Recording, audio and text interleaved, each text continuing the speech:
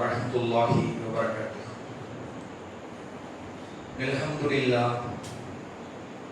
அல்ஹம்துலில்லாஹில்லதீ நஸ்தஈனுஹு வனஸ்தக்ஃபிருஹு வ நஊது பில்லாஹி மின் ஷுரூரி அன்ஃபுஸினா வ மின் ஸய்யிஆத்தி அமாலினா. மை யஹ்திஹில்லாஹு ஃபலா முضில்ல லஹு வ மை யுضلில்ஹு ஃபலா ஹாதிய லஹு. அஷ்ஹது அன் லா இலாஹா இல்லல்லாஹ் வஹ்தஹு லா ஷரீக லஹு வ அஷ்ஹது அன்ன முஹம்மதன் அப்துஹு வ ரசூலுஹு. அம்மா பஅத். ரப்பி இஷ்ரஹ் லி ஸத்ரி வ யஸ்ஸிர் லி அம்ரி வஹ்லுல் உக்ததம் மின் லிசானி யஃப்கஹு கௌலி. எல்லா புகழும் புகழ்ச்சியும் அல்லாஹ் ஒருவனுக்கே உண்டாவதாக. அவருடைய அன்பும் அருளும் அண்ணல் பெருமானார் நபி ஸல்லல்லாஹு அலைஹி வஸல்லம் அவர்களின் மீதும், அண்ணலாருடைய குடும்பத்தினர் மீதும், உத்தம சத்திய சஹாபாக்களின் மீதும்,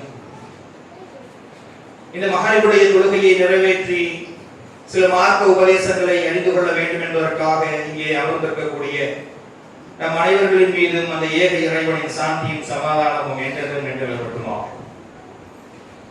கண்ணியத்துக்குரிய சகோதரர்களே,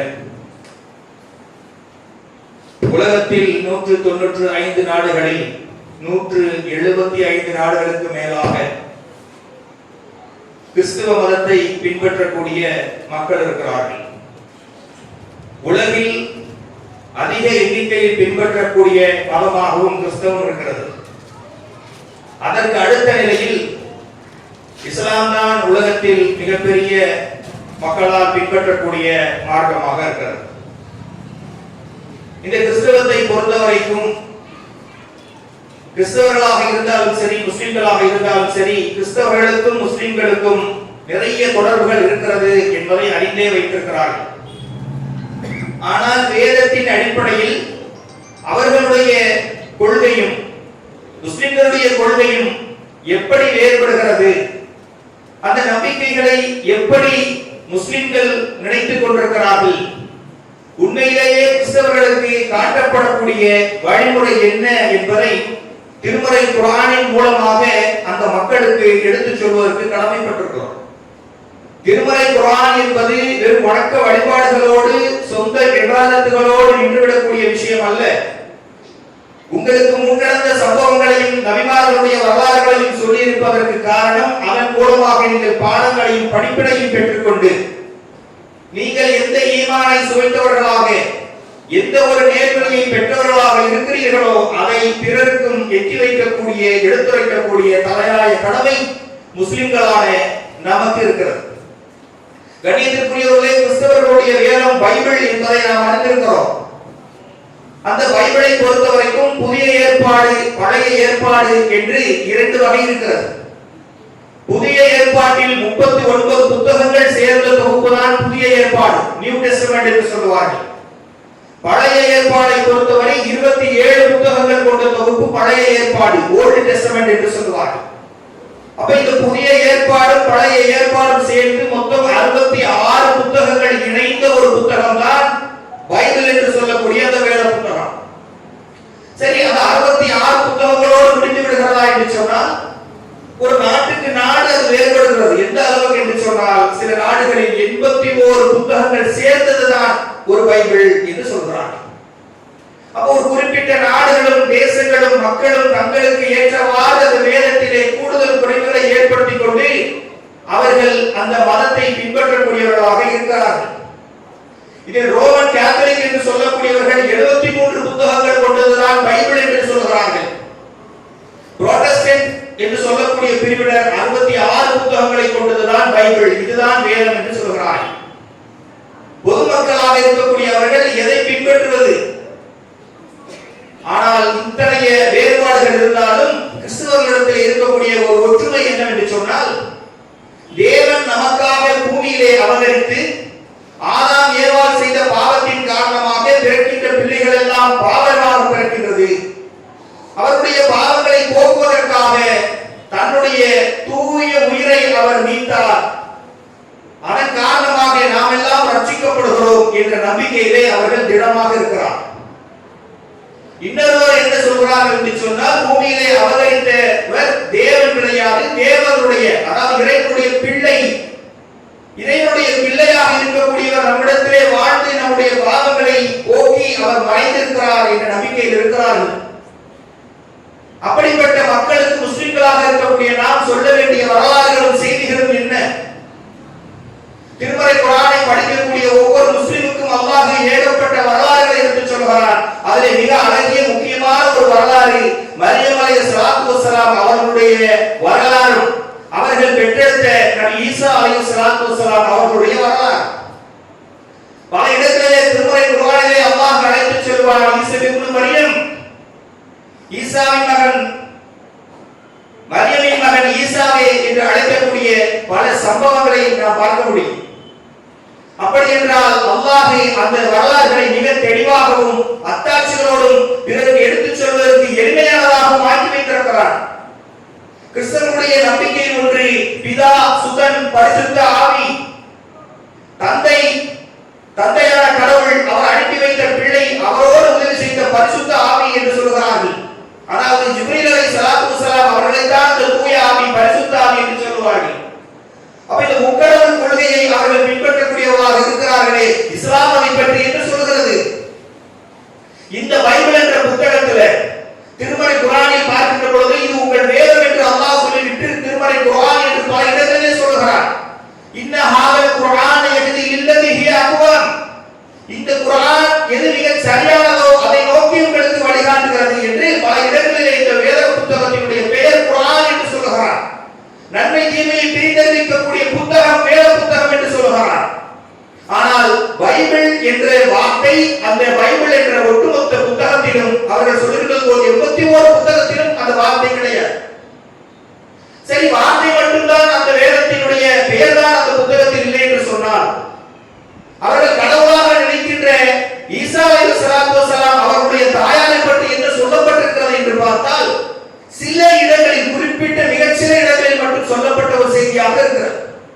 இதுபோல அவர்களுக்கு முன்னால் நடந்த நிறைய வரலாற்று செய்திகள் சொல்லப்பட்டிருக்கிறது. அதெல்லாம் விட்டுருவோம்.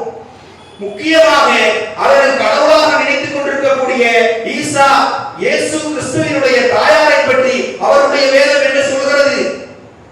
அது ஒரு பக்கம் இருந்தாலும் திருமறை குர்ஆன் கடைசி வேதமான அவர்கள் மொழியில் சொல்வதாக இருந்தால் the last testament, new testament, old testament என்பதை போல கடைசி வேதாகமமாக இருக்கக்கூடிய திருமறை குர்ஆன் மரியம் அலைஹிஸ்ஸலாம் அவர்களை பற்றி பேசுகின்ற பொழுது எப்படிப்பட்ட கண்ணியமாக பேசுகிறது தெரியுமா? இந்த திருமறை குர்ஆனில் மட்டும்தான் சூரா மரியம் என்று சொல்லக்கூடிய 19வது அத்தியாயம் அவர்கள் பெயரிலேயே இருக்கிறது. ஆல இம்ரான் என்று சொல்லக்கூடிய அத்தியாயம் 3வது அத்தியாயம் இம்ரானுடைய சந்ததியினர் என்று சொல்லி மரியம் அலைஹிஸ்ஸலாம் அவருடைய குடும்பத்தை பற்றி அல்லாஹ் புகழ்ந்து பேசக்கூடிய செய்திகள் திருமறை குர்ஆனில் இருக்கிறது. பைபிளில் அது இல்லை. அல்லாஹ் ரப்பல் ஆலமீன் மரியம் அலைஹிஸ்ஸலாம் அவர்களை பேசுகின்ற பொழுது அவர்கள் குடும்பத்தை பற்றி பேசுகிறார். இன்னல்லாஹ் அஸ்தஃபா ஆதம வ நூஹ வ ஆல இப்ராஹீம வ ஆல இம்ரான் அவல் ஆலமீன். ஆதமையும் நூஹையும் இப்ராஹீமின் சந்ததியையும் குடும்பத்தாரையும் இம்ரானின் குடும்பத்தாரையும் அகிலத்தாரை விட நாம் சிறப்பித்திருக்கிறோம் என்று சொல்கிறார். எடுத்த எடுப்பிலேயே அல்லாஹ் என்ன சொல்றான்? இவருடைய குடும்பம் இருக்கிறதே அல்லாஹ்வால் தேர்ந்தெடுக்கப்பட்ட சந்ததியில் இருந்து வந்தவர்கள். அந்த வரிசையிலே இம்ரானுடைய குடும்பத்தினர் இருக்கிறார்கள். அந்த இம்ரானுடைய குடும்பத்தில் பிறந்தவர் தான் அன்னை மரியம் அலைஹிஸ்ஸலாத்து வஸ்ஸலாம் அவர்கள். அல்லாஹ் அந்த வரலாறை சொல்லுகின்ற பொழுது சூரா ஆல இம்ரானிலே படித்து பார்த்தால் தெரியும். இம்ரான் அலைஹிஸ்ஸலாம் அவருடைய மனைவி கர்ப்பவதியாக இருக்கின்ற பொழுது அவர்கள் ஆசைப்படுகிறார்கள், இறைவனிடத்திலே வேண்டுகிறார்கள். அந்த குடும்பம் எப்படிப்பட்டது என்று சொன்னால் இபாதத்திலே திளைத்திருக்கக்கூடிய குடும்பம், இறைவனை வணங்கி வழிபடக்கூடிய குடும்பம். அவர்கள் வயிற்றில் இருக்கின்ற பொழுதே நினைக்கிறார்கள், என் இறைவனே, என் வயிற்றில் இருக்கக்கூடிய பிள்ளை பிறந்தால் இதை இந்த மார்க்கத்திற்காக அர்ப்பணித்து விடுகிறேன். நேர்ச்சை செய்கிறாங்க, நியத்து வைக்கிறார்கள். அவர்கள் ஆண் குழந்தை பிறக்கும் என்று நம்பினார்கள். ஆனால் பிறந்தது என்னவோ பெண் குழந்தையாக இருந்தது. பெண் குழந்தை பிறந்து விட்டது என்று சொன்னார்கள், இறைவனே, எனக்கு பெண் குழந்தையாக பிறந்து விட்டது, இது ஒரு ஆண் குழந்தை போல இருக்காதே, மார்க்கப்படிகளை அந்த அளவுக்கு செய்ய முடியாதே. ஏனென்றால் பைபிள் முகத்தஸிலே மார்க்கப்படிகளை செய்வதற்காக இவர்கள் நேர்ந்திருந்தார்கள். இப்படி வருத்தப்பட்டுக் கொண்டிருக்கும் பொழுதே அந்த தாயார் சொல்லுகிறார், இந்த பெண்ணுக்கு நான் மரியம் என்று பெயரிட்டிருக்கிறேன். அல்லாஹ்விடத்தில் சொன்னாங்க. இன்னைக்கு பேர் வைக்கிறாங்க, ஆலிசாவை கூப்பிடுறோம், 4 பேரை கூப்பிட்டு வாக்கியா சொல்லுங்க, குழந்தைக்காக வாங்க சொல்லுங்க, பேரை 3 தடவை சொல்லுங்க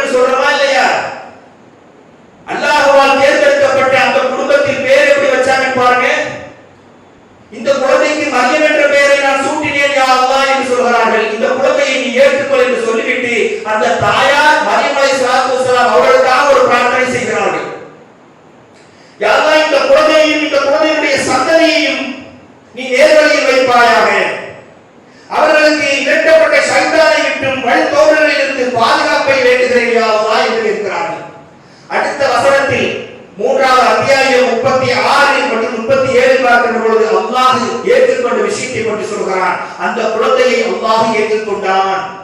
மரியம் அலைஹிஸ்ஸலாத்து வஸ்ஸலாம் அவர்களை பற்றி ஏற்றுக்கொண்டது மட்டுமல்லாமல் அல்லாஹ் சொல்றான், அவருக்கு அழகிய முறையில் அல்லாஹ்வே வளர்த்தான்.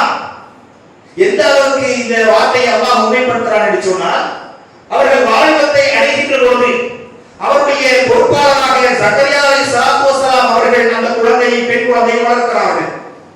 இப்ப இவரை யார் வளர்ப்பது என்று பல பேச்சுவார்த்தைகள் நடத்தப்பட்ட பிறகு ஜக்கரியா அலைஹிஸ்ஸலாத்து வஸ்ஸலாம் அவர்கள் வளர்க்கிறார்கள். ஏன் ஜக்கரியா அலைஹிஸ்ஸலாத்து வஸ்ஸலாம் அவர்கள் வளர்க்க வேண்டும் என்று சொன்னால், மரியம் அலைஹிஸ்ஸலாம் அவர்களுடைய தாயாருடைய சகோதரியின் கணவர் தான் இவர். குழந்தை இல்லாத ஒருவர். அல்லாஹ் இவரை பற்றி தனியாக பேசுகிறார். அப்ப அவர் பொறுப்பில் இபாதத்து நிறைந்த பெண்ணாக வளர்க்கப்படுகிறார். இவர் தொழுவதற்காகவும் இவர் இறை நினைவில் இருப்பதற்காகவும் தனியான அறைகள் ஒதுக்கப்படுகிறது. அந்த இடத்துல ஜக்கரியா அலைஹிஸ்ஸலாம் மட்டும்தான் வந்துட்டு போவாங்க, அந்த குழந்தையை பார்த்துட்டு போவாங்க. வருகின்ற நேரம் எல்லாம் அவர் கனிகளோடும் பழங்களோடும் உணவுகளோடும் இருந்தார்கள். ஜக்கரியா அலைஹிஸ்ஸலாத்து வஸ்ஸலாம் அவர்கள் கேட்டார்கள், அறைக்கு அவர்கள் வருகின்ற போதெல்லாம் வந்து கேட்டார்கள், இது எங்கிருந்து கிடைத்தது மரியமே உங்களுக்கு? ஏனென்றால் அந்த சீசன்ல இல்லாத பழங்கள் எல்லாம் அவர்களிடத்தில் இருந்தது. அதற்கு அந்த இறையச்சமிக்கு அந்த வாலிப பெண் சொன்னார்கள், இது அல்லாஹ்விடத்திலிருந்து எனக்கு கொடுக்கப்பட்ட உணவு, அல்லாஹ் நாடியவர்களுக்கு அதிகமாக கொடுக்கிறார் என்று சொன்னார்கள். அப்படி என்றால் இப்படிப்பட்ட ஒரு கண்ணியமிக்க பாரம்பரியத்தில் வந்தவர்கள் மரியம் அலைஹிஸ்ஸலாத்து வஸ்ஸலாம் அவர்கள் இவ்வளவு தெளிவான கௌரவமான வரலாற்றை கிறிஸ்தவர்களுக்கு அவர்கள் புரிந்து கொள்ளும்படியாக திருமறை குர்ஆன் தெளிவாக பேசுகிறது. அது மட்டுமா, அல்லாஹ் இன்னும் கொஞ்சம் அவருடைய தகுதியை உயர்த்துகிறார். தேர்ந்தெடுக்கப்பட்ட பெண்ணாக அவர்கள் இருந்தார்கள். இன்னல்லாஹ் தஸ்தஃபாஹி வ அஷ்ஷரஹி வஸ்தஃபாஹி அலா நிசாஇல் ஆலமீன். உலகத்தில் உள்ள மரியமே, அல்லாஹ் உம்மை தேர்வு செய்து தூய்மையாக்கி அகிலத்திற்கு பெண்களை விட உம்மை சிறப்பித்தார் என்று அல்லாஹ் திருமறையிலே சொல்லி காட்டுகிறார். எதற்காக இவ்வளவு சிறப்புகள் அவர்களுக்கு கொடுக்கப்படுகிறது என்று சொன்னால், அவர்கள் மூலமாக இந்த மனித குலத்திற்கு மிகப்பெரிய பாடங்களும் படிப்பினைகளும் அழகிய வரலாறுகளும் உருவாக்க போகிறது. பின்னால் வரக்கூடிய சந்ததிகள் படித்து நேர்வழி பெறக்கூடியதற்கும் ஆதாரங்கள் இருக்க போகிறது. மறுமை நாள் வரை அல்லாஹ் ஏற்பட்டிருக்கக்கூடிய இறுதி அடையாளம் என்பதே இவர்களின் மூலமாக தான் ஏற்பட போகிறது என்பதற்காக அல்லாஹ் அவருடைய தகுதியை உயர்த்தக்கூடியவராக இருந்தார். அப்ப இப்படி வாலிப பெண்ணாக அவர்கள் வந்து கொண்டிருக்கின்ற பொழுது, மரியமே உனது இறைவனுக்கு நீ பணிவாயாக, சுஜூது செய்வோருடன் ருக்குஉ செய்வோருடன் நீ வழிபடுவாயாக என்று அவர்களுக்கு அறிவிக்கப்படுகிறது. அவர்கள் வணக்க வழிபாடு மிக்க ஒரு பெண்ணாக அவர்கள் இருந்தார்கள். யாரை பற்றி முஸ்லிம்களுக்கு இவ்வளவு தகவல் சொல்லப்பட்டிருக்கிறது? இயேசுவினுடைய தாயாரை பற்றி இத்தனை தகவல்கள் பைபிளில் இருக்கிறதா என்று சொன்னால், பைபிளில் அப்படிப்பட்ட தகவல்கள் இல்லை. மேரி வந்தாள், மேரி போனாள், அவளுக்கு சொல்லப்பட்டது என்று ஒருமையிலே வார்த்தைகள் பயன்படுத்தப்பட்டிருக்கிறது. ஆனால் முஸ்லிம்களோ தனியே அத்தியாயத்தை உருவாக்கி சூரா மரியம் என்று சொல்லி, அன்னை மரியம் என்று சொல்லி புகழாரம் சூட்டக்கூடிய வகையிலே அல்லாஹ்வுடைய வார்த்தைகளால் அவர்களை நினைவு கூர்ந்து கொண்டிருக்கிறோம். கிறிஸ்தவ சகோதர சகோதரிகள் புரிந்து கொள்ள வேண்டும். உங்களுக்கு இயேசுவை பற்றி தெளிவாக தெரிய வேண்டும் என்று சொன்னால், கடைசி வேதாகமமாக இருக்கக்கூடிய திருமறை குர்ஆனை படியுங்கள். உங்களுக்கு மேரியை பற்றி தெரிய வேண்டும் என்று சொன்னால், கடைசி டெஸ்டமென்ட், லாஸ்ட் டெஸ்டமென்ட்டாக இருக்கக்கூடிய திருமறை குர்ஆனை படியுங்கள். அப்போ இப்படிப்பட்ட கண்ணியமான இறையச்சமுடைய பெண்ணாக வளரக்கூடியவர்கள் அல்லாஹ் ரப்பல் ஆலமீன் சொல்றார், அல் மஸீஹ் ஈசா இப்னு மரியம். மஸீஹ் ஈசா என்று சொல்லக்கூடிய ஒரு நற்செய்தி, ஆண் குழந்தைக்கான நற்செய்தி அந்த பெண்ணுக்கு கொடுக்கப்பட்டதாக அல்லாஹ் ரப்பல் ஆலமீன் சொல்றார். 3வது அத்தியாயம் 45வது வசனத்தில் பார்க்கின்ற பொழுது தெரியும், ஈசா எனும் மஸீஹ். மஸீஹ் என்ற வார்த்தைக்கு கடவுள்கள் என்று பெயர். ஏன் அந்த வார்த்தையை அல்லாஹ் சொன்னான் என்று சொன்னால், அவர்கள் பல பேருக்கு நிவாரணத்தை தரக்கூடியவர்களாக இருந்தார்கள். அதை நம்ம பின்னாடி இன்ஷா அல்லாஹ் பார்ப்போம். அப்ப இப்படிப்பட்ட கண்ணியமான அந்த பெண்ணுக்கு அல்லாஹ் ரப்பல் ஆலமீன் ஒரு ஆச்சரியத்தையும் அபூர்வமான ஒரு விஷயத்தையும் கொடுக்க நாடுகிறான். வத்குர் ஃபில் கிதாபி மரியம். நபியே ரசூலுல்லாஹ் சொல்றான், இந்த வேதத்திலே மரியமை பற்றி நீங்கள் நினைவு கூறுங்கள். கிறிஸ்தவர்கள் எதிர்த்துக் கொண்டிருந்தார்களே, யூதர்கள் எதிர்த்துக் கொண்டிருந்தார்களே, அவர்களுக்கு அல்லாஹ் சொல்கிறான், நபியே நீங்கள் இந்த வேதத்திலே மரியமை பற்றி நீங்கள் நினைவு கூறுங்கள் என்று சொல்லிவிட்டு, ஹவுலல் ஹக்கத்தில் லதி ஃபீஹி யப்தரு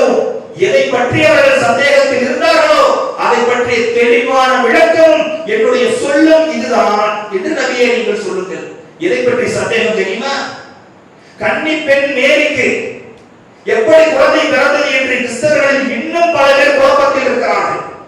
அதை ஏற்றவர்கள் ஒரு குரூப்பாகவும் அதை ஏற்காதவர்கள் ஒரு குரூப்பாகவும் இருந்து கொண்டிருக்கிறார்கள். ஆனால் திருமறை குர்ஆன் மிக தெளிவாக சொல்கிறது. சூரா மரியமிலே 19வது அத்தியாயம் 16 இலிருந்து 34 வரை எடுத்து படித்து பாருங்கள் சகோதரர்களே. நபி ஈசா அலைஹிஸ்ஸலாத்து வஸ்ஸலாம் அவர்கள் எந்த ஒரு அருமையான முறைப்படி கன்னி மரியம் அவர்களுக்கு குழந்தையாக கொடுக்கப்பட்டார்கள் என்ற வரலாறு. அவர்கள் இறைவனை நினைவிலே இருக்கின்ற பொழுது ஜிப்ரீல் அலைஹிஸ்ஸலாத்து வஸ்ஸலாம் அவர்கள் முழு மனித தோற்றத்திலே அவர்கள் முன்னால் காட்சியளிக்கப்படுகிறார்கள். அந்நிய ஆனாயிற்றே என்று சொல்லி அல்லாஹ்வுக்கு நீர் அஞ்சக்கூடியவராக இருந்தால் என்னை விட்டு விலகி விடுங்கள் என்று சொல்கிறார்கள் மரியம் அலைஹிஸ்ஸலாத்து வஸ்ஸலாம். அப்பொழுது வெளிப்படுத்தினார்கள், மரியமே பயப்படாதீர்கள், நான் அல்லாஹ்விடத்தில் வந்திருக்கக்கூடிய தூதர். ஈசா என்று சொல்லக்கூடிய ஒரு ஆண் குழந்தை பற்றி உங்களுக்கு நற்செய்தி கூறுவதற்காக வந்திருக்கிறேன் என்று சொன்ன பொழுது மரியம் அலைஹிஸ்ஸலாம் அவர்கள் ஆச்சரியப்பட்டு சொன்னார்கள், நான் எந்த ஆணும் தீண்டாத நிலையிலும் நான் வழிகட்டு போகாத நிலையிலும் எனக்கு எப்படி குழந்தை பிறக்கும் என்று கேட்டார்கள். உலகத்தில் அதுதான் நிலைமை. கன்னி பெண்ணுக்கு எப்படி குழந்தை பிறக்கும் என்று கேட்டார்கள். இது அல்லாஹ்வுடைய நாட்டம் என்று சொன்னார்கள். கன்னித்துறையுடைய அந்த வசனங்களை படித்து பாருங்கள், தெரியும். ஒரு கட்டத்திலே அல்லாஹ் தன்னுடைய ரூஹை அவர்கள் மூலமாக ஊதி குழந்தை உண்டாகி விடுகிறது. பிரசவ வேதனையின் காரணமாக ஒரு பேரிச்ச மரத்தின் அடியிலே அவர்கள் கொண்டு செல்லப்படுவார்கள். அந்த இடத்துல அல்லாஹ் ரப்பல் ஆலமீன் இடத்தில் அவர்கள் சொல்லுவார்கள், நான் இதற்கு முன்னாலே மரணித்து இந்த மக்களால் மறக்கடிக்கப்பட்டிருக்க கூடாதா என்று வேதனையிலே சொல்லுவார்கள். கொஞ்சம் யோசித்து பாருங்க. இப்ப இந்த இடத்துல ஒரு கேள்வி வரும். அல்லாஹ் தானே இவரை தேர்ந்தெடுத்தான், அல்லாஹ் தானே இவர்களுக்கு ஆண்மை இல்லாமல் ஒரு குழந்தையை கொடுத்தான். அப்படி இருக்கின்ற பொழுது எதற்காக நான் மரணித்திருக்க வேண்டுமே என்று அவர்கள் கேட்டார்கள். அவநம்பிக்கையாகிவிட்டதா என்றால் நிச்சயமாக கிடையாது. ஒரு பெண்ணுக்கு அவருடைய கற்புழக்கம் என்பது உயிரை விட மேலானது. அல்லாஹ்வுடைய கட்டளையை இந்த இறைச்சமிக்க பெண் ஏற்றுக்கொண்டாலும் அந்த வழியின் காரணமாகவும், இது நடந்துவிட்டால் இந்த சமூகம் என்னை எப்படி பார்க்கும் என்கிற அச்சத்தின் காரணமாகவும் அந்த வார்த்தையை வெளிப்படுத்தினார்கள். இது போக ஏதும் காரணம் இருந்தால் அதை அல்லாஹ்வே நன்கறிந்தது.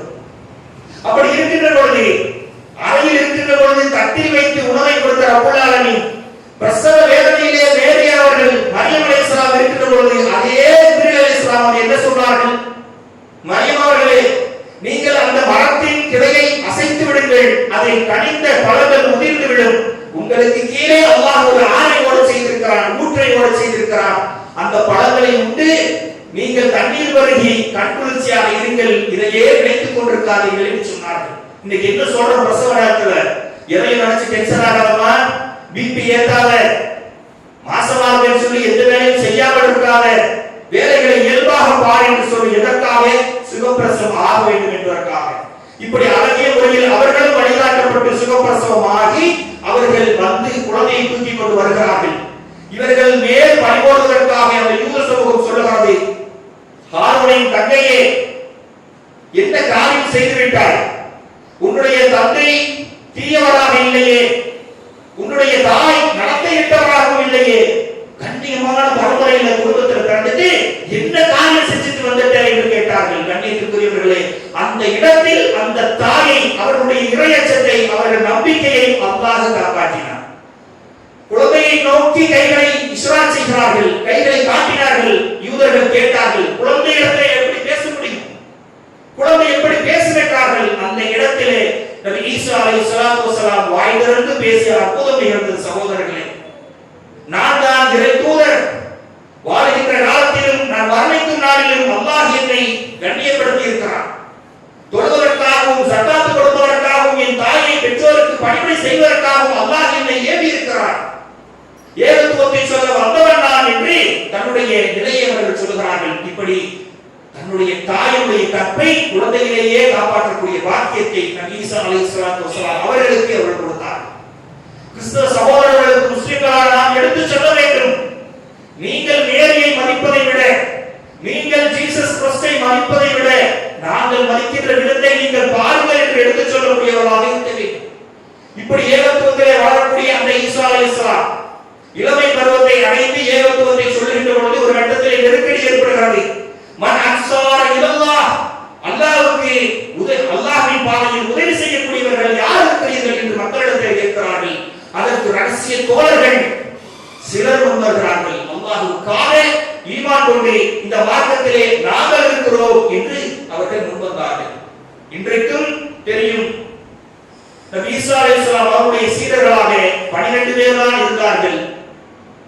பைபிளும் அதை சொல்கிறது. இவரோடு சேர்த்து 13 பேர் தான் விரல் விட்டு எண்ணக்கூடிய நபர்கள் தான் இருந்தார்கள். இப்படி காலங்கள் சென்று கொண்டிருக்க இயேசுவுக்கு பிறகு அவருடைய சீடர்கள் ஏகத்துவத்தை சொல்லக்கூடியவர்களாக இருந்தார்கள். ஆனால் அவர் பெரும்பாலான செய்திகள் பைபிளிலே கிடையாது. சகோதரர்களே, அல்லாஹ் ரப்பல் ஆலமீன் இந்த வரலாற்றை நீளமாக சொல்கிறான். நேரமின்மையின் காரணமாக சுருக்கமாக நான் சொல்லி முடிக்கின்றேன். அல்லாஹ் சொல்கிறான், இவர் இறை தூதர்தான். வேதமுடைய மக்களே, யா அஹ்லல் கிதாப், உங்கள் மார்க்கத்தில் வரம்பு மீறாதீர்கள். அல்லாஹ்வை நீங்கள் வணங்குங்கள். அல்லாஹ்வின் தூதரை நீங்கள் பின்பற்றுங்கள். மரியமின் மகன் ஈசா என்கிற மசீஹ் அல்லாஹ்வின் தூதர்தான் என்பதை நீங்கள் நம்பிக்கை கொள்ளுங்கள் என்று அல்லாஹ் கிறிஸ்தவர்களுக்கு இன்றைய நாள் முதல் அழைப்பு விடுக்கின்றார். அந்த வசனம் 4வது அத்தியாயம் 121வது வசனத்தை பார்க்க முடியும். கிறிஸ்தவர்களுக்கான நேரான அழைப்பு. அல்லாஹ் நேரடியாக சொல்லுகிறார், உங்கள் மார்க்கத்தில் வரம்பு மீறி விடாதீர்கள். 3 கடவுள் என்று சொல்லாதீர்கள். மேரியை கடவுள் என்று சொல்லாதீர்கள். தூதரான ஈசாவை கடவுள் என்று சொல்லாதீர்கள். அவர் இறை தூதர்தான் என்பதை நீங்கள் முழுமையாக நம்புங்கள் என்று அல்லாஹ் ரப்பல் ஆலமீன் சொல்கிறார். சொல்லிவிட்டு நீங்கள் கடவுள் என்று நம்பிக்கொண்டிருக்கிறீர்களே என்று சொல்லி அந்த நம்பிக்கை அல்லாஹ் உடைக்கும் விதமாக ஒன்றை சொல்கிறார். இன்ன மதலை ஈசா இந்தல்லாஹி கமதலி ஆதம. ஈசாவுக்கு உதாரணம் யார் தெரியுமா? ஆதமன் இருக்கிறார். ஆதமை எப்படி படைத்தேன் என்று நீங்கள் பார்த்தீர்களா? தந்தை இல்லாமல் ஈசா வந்தவர் என்று அவரை இறை உச்சத்திற்கு கொண்டு செல்கிறீர்களா? தந்தையும் தாயும் இல்லாமல் நான் ஆதமை படைத்திருக்கிறேனே, அதற்கு என்ன பதில் சொல்கிறீர்கள் என்று அல்லாஹ் ரப்பல் ஆலமீன் கேட்கிறார். ஹலககு மின் துராபின் சும்ம கால லஹு குன் ஃபயகூன். அவரை எப்படி நாம உருவாக்கணும் தெரியுமா? ஆகு என்று சொன்னோம், அவர் உருவாகி விட்டார். அதே போல மரியமுடைய மகன் ஈசாவும் என்னுடைய கட்டளையால் அவர் குன் ஃபயகூன் ஆகு என்று சொன்னோம், அவர் ஆனால் நீங்கள் நம்பிக்கையாளர்களாக இருந்தால் அதை நீங்கள் நம்புங்கள் என்று அவர்களுடைய கூற்றை குறைக்கிறார். இன்னைக்கு அவங்க கேட்கிறாங்க, முகமது நபிக்கு தாயும் தந்தையும் இருக்கிறார்கள், ஈசா நபிக்கு தந்தை இல்லாமல் அற்புதமாக பிறந்தவர்கள், அவனை விட இவர்கள் மேம்பட்டவர் இல்லையா என்று கேட்கின்ற பொழுது முஸ்லிம்களுக்கு பதில் சொல்ல தெரியவில்லை.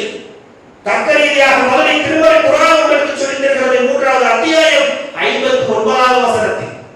அதே நேரத்திலே அவர்களுக்கு தெய்வத்தன்மை கிடையாது, இறைத்தன்மை கிடையாது என்பதையும் அல்லாஹ் வெற்று வார்த்தையாக சொல்லவில்லை, லாஜிக்கோட அடிச்சு உடைக்கிறார். கான யா குரானித ஆனம், அவரை நீங்கள் கடவுள் என்று சொல்கிறீர்களே, அவருடைய தாயாரான மரியம் அலைஹிஸ்ஸலாமை கடவுள் என்று சொல்கிறீர்களே, அவர்கள் உணவு உண்டார்களா இல்லையா? திருமறை குர்ஆன் கேட்கிறது 5வது அத்தியாயம் 75வது வசனத்தில். கடவுள் என்று சொல்வதற்கு உணவு உண்டதை பற்றி என்ன சம்பந்தம் இருக்கு நாம் நினைக்கலாம். கண்ணியத்திற்குரியவர்களே, மலத்தையும் ஜலத்தையும் சுமந்து கொண்டிருக்கக்கூடிய மனிதன் எந்த ஒரு நேரத்திலும் இறைத்தன்மையை அடைய மாட்டான். மனிதனாக இருந்தால் அவன் உணவு உண்ணணும். உணவு உண்டால் மலஜலம் கழிவுகள் அவனிடத்திலிருந்து பிரியும். உனக்கும் அதுதான் நடக்கிறது. உன்னை விட எந்த விதத்திலும் சிறப்பில்லாத ஒருவர் எப்படி கடவுள் என்று நீ நினைத்துக் கொண்டிருக்கிறாய்? உன்னை படைத்த இறைவனுக்கோ உறக்கம் தேவையில்லை, உணவு தேவையில்லை, தாகம் எடுக்காது, பசி எடுக்காது, இப்படிப்பட்ட பலவீனங்கள் எதுவும் இருக்காது என்று சொல்லி அவர்களுடைய கடவுள் கொள்கையை திருமறை குர்ஆன் போட்டு உடைக்கிறது. ஏன்? நீ அறியாமையில் இருக்கிறாய். முதலின் நாஸ், இது மனிதர்களுக்கு நேர்வழி காட்டக்கூடிய மார்க்கமாக இருப்பதனால் உங்களுடைய கடவுள் கொள்கையை நீங்கள் சரி செய்து கொள்ளுங்கள் என்று சொல்றார். அதே நேரத்தில் திருமறை குர்ஆனிலே அல்லாஹ் ரப்பல் ஆலமீன் சொல்கிறான், ஈசா அலைஹிஸ்ஸலாத்து வஸலாம் அவர்கள் முன்னறிவிப்பாக அஹமத் என்று சொல்லக்கூடியவரை பற்றி நான் முன்னறிவிப்பு செய்ய வந்திருக்கிறேன் என்று சொன்னதாக திருமறை குர்ஆன் அவர்களுக்கு சாட்சி கூறுகிறார். பைபிளை எடுத்து பார்த்தீர்கள் என்றால் தெரியும், இயேசு சொல்கிறார், இன்னும் அநேக காரியங்கள் சொல்ல வேண்டி இருக்கிறது, இப்பொழுது நீங்கள் சொன்னால் தாங்க மாட்டீர்கள். எனக்கு பின்னால் ஒரு பேச்சவாளர் வருவார், நான் விட்டு சென்றதை உண்மைப்படுத்துவார், உங்களுக்கு விளங்கப்பட்டதை உடைப்பார், உங்களுக்கு தடுக்கப்பட்டதை அனுமதிப்பார், உங்களை தூய்மைப்படுத்துவார். யார் அந்த தேற்றவாளர்? கிறிஸ்தவர்கள் சிந்திக்க வேண்டும். அந்த வசனத்தின் அடிப்படையிலே தேட வேண்டும், யார் அந்த தேற்றவாளர்? ஜீசஸ் கிறிஸ்து விட்டு சென்ற பணியை தொடர்ந்து செய்வார் என்று ஒருவரை சொல்லியிருக்கிறாரே, யார் அவர்? அவர்தான் நபி முஹம்மது ஸல்லல்லாஹு அலைஹி வஸல்லம் அவர்கள். அவர்களுடைய வேத முழுமைப்படுத்தி உண்மைப்படுத்தி திருமறை குர்ஆன் என்ற இறுதி நேரத்தில் கொடுக்க வந்த இறுதி இறை தூதர் அவர்களுக்கு பின்னால் எந்த தீர்க்கதரிசியும் கிடையாது. இவர்களோடு இறைவனுடைய மார்க்கம் முழுமை பெற்றுவிட்டது என்று முஸ்லிம்கள் நம்புகிறார்கள். கிறிஸ்தவர்களோ முக்கால்வாசியை நம்பிக்கொண்டு இறுதி தூதரை மறுத்துக் கொண்டிருக்கிறார்கள். இந்த தெளிவை திருமறை குர்ஆன் மிக தெளிவாக கிறிஸ்தவர்களுக்கு சொல்கிறது. ஏன் கிறிஸ்தவர்களை சொல்கிறோம் என்று சொன்னால் இந்த சப்ஜெக்ட் எல்லாம் முஸ்லிம்கள் தெரிந்து கொண்டு அவர்களுக்கு ஆதாரபூர்வமாக சொல்லக்கூடியவர்களாக இருக்கிறார். இறுதியாக ஒரு செய்தி சகோதரர்கள், நிறைய செய்திகள் இருந்தாலும் நேரமின்மையின் காரணமாக இறுதியாக ஒன்றை சொல்லி நிறைவு செய்கிறேன். இன்றைக்கு கிறிஸ்தவத்தினுடைய அடிப்படையே சிலுவை பலிதான்.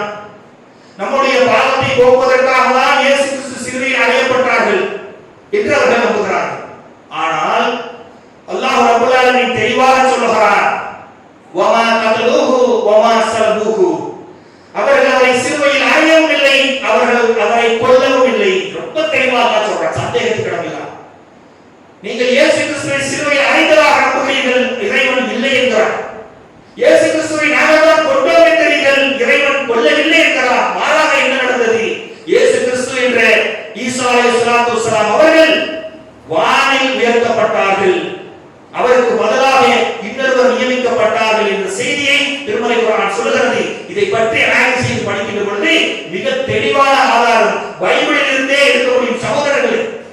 மத்தேயு, மார்க்கு, லூக்கா, யோவான் என்று சொல்லக்கூடிய 4 தீர்க்கதரிசிகள் எழுதிய புத்தகங்கள் தான் பைபிள். அது அவர்கள் வாழ்கின்ற காலத்தில் எழுதப்பட்டதல்ல, பல ஆண்டுகள் கழித்து எழுதப்பட்ட கேள்விப்பட்ட செய்திகள். ஆனால் இயேசு கிறிஸ்துவோடு வாழ்ந்த அந்த 12 சீடர்களில் முக்கியமான ஒருவர் இருக்கிறார். அவருடைய பெயர் தான் பர்னபா. பர்னபா சுவிசேஷம் என்று ஒரு பகுதி இருக்கிறது. ஆனால் இன்றைய பைபிளில் பர்னபா சுவிசேஷம் நீக்கப்பட்டிருக்கிறது. அப்படி என்றால் அந்த பர்னபா சுவிசேஷம் என்ன சொல்கிறது என்று சொன்னால் 215 இலிருந்து வசனம் 217 வரைக்கும் மிக தெளிவாக சொல்கிறார். இயேசு கிறிஸ்து கொல்லப்படுகிற கடைசி நாள் யோதாஸ் காட்டி கொடுத்தான் சொல்வாங்கல்ல.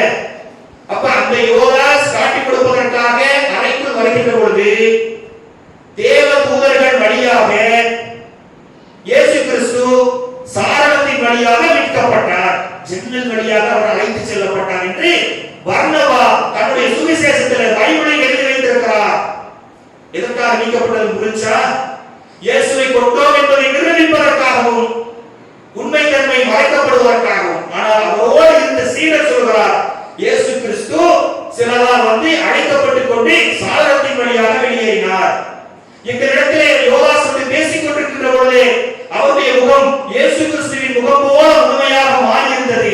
நாங்கள் கேட்டோம், இதுதான் முக்கியமான விஷயம். நாங்கள் கேட்டோம், இயேசு கிறிஸ்து அவர்களே எங்களை அடையாளம் தெரியவில்லையா என்று கேட்டோம். அதுக்கு அவர் சொன்னார், நான் தான் யோதாஸ் என்று சொன்னார். ஆள் மாறாட்டம் எப்படி நடந்தது என்று புரிகிறதா? பர்னபா என்கிற அவர் அந்த சீடர் மிக தெளிவாக எழுதியிருக்கிறார். அந்த அறையில் நானும் இருந்தேன். யோதாஸ் தான் ஜீசஸ் கிறிஸ்துவாக உருமாற்றமானார். அவரை பிடித்துக் கொண்டுதான் சிலுவையிலே இழுக்க வைத்தார்கள், கொடுமைப்படுத்தினார்கள். அவர்தான் கழுவில் ஏற்றப்பட்டார். எனவே ஈசா அலைஹிஸ்ஸலாத்து வஸ்ஸலாம் அல்லாஹ்வுடைய உதவியை கொண்டு அவர்கள் ஜன்னலின் வழியாக காப்பாற்றப்பட்டார்கள், இறைவன் புறத்திலே உயர்த்தப்பட்டார்கள். அது சிலுவை எடுத்துக்கொண்டு போகும்போது நடக்கல, பிடித்து போகும்போதே அல்லாஹ் அவரை உயர்த்தி விட்டார். உங்களுடைய தகவலுக்காக அந்த வசனத்தை மட்டும் சொல்கிறேன். அல்லாஹ் ரப்பல் ஆலமீன் 3:55 56 அதை பற்றி தெளிவாக சொல்கிறார். அப்ப இப்படிப்பட்ட அற்புதங்கள் நடத்தப்பட்டு இறுதியிலே அல்லாஹ் சொல்கிறார், ஈசா அலைஹிஸ்ஸலாத்து வஸ்ஸலாம் அவர்கள் யுகமுடிவு நாளுடைய அடையாளத்தை ஒரு அடையாளமாக வைத்திருக்கிறார். ஏன்? இவர்கள் சந்தேகத்தில் உணர்ந்து கொண்டிருக்கிறார்களே, இந்த சந்தேகத்திலே இவர்கள் உணர்ந்து கொண்டிருக்கிறார்கள். இதை தீர்த்து வைப்பதற்காக ஈசா அலைஹிஸ்ஸலாத்து வஸ்ஸலாம் அவர்கள் வருவார்கள்.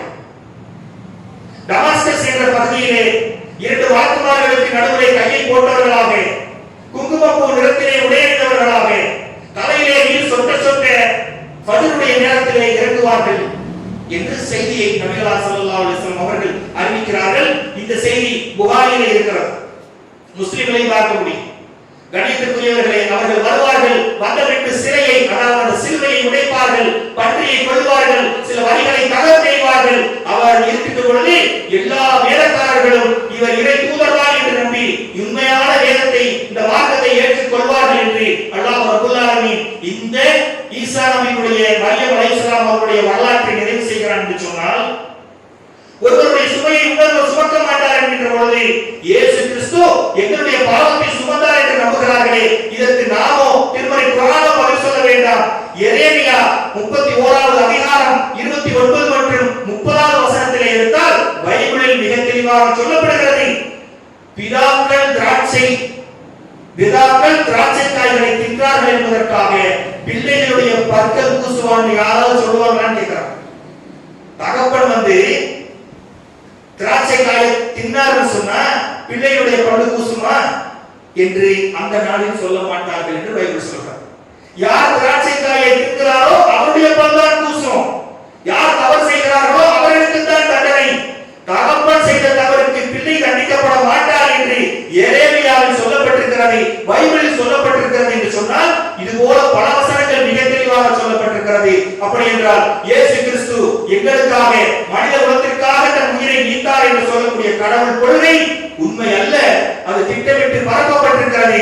பைபிளை வைத்தும் திருமறை குர்ஆனை வைத்தும் ஒப்பீடு செய்து நடுநிலையோடு படிக்கக்கூடிய எந்த ஒரு கிறிஸ்தவருக்கும் உண்மை நிலை புரிய வரும். கண்ணியத்திற்குரியவர்களே, அப்படி நீங்கள் நம்புவது பைபிளுக்கே மாற்றமாக இருக்கிறது. இந்த தத்துவங்களை மேலும் படித்து ஆராய்ந்து அறிந்து இறைவன் அவர்களுக்கு நேர்வழியை தருவானாக.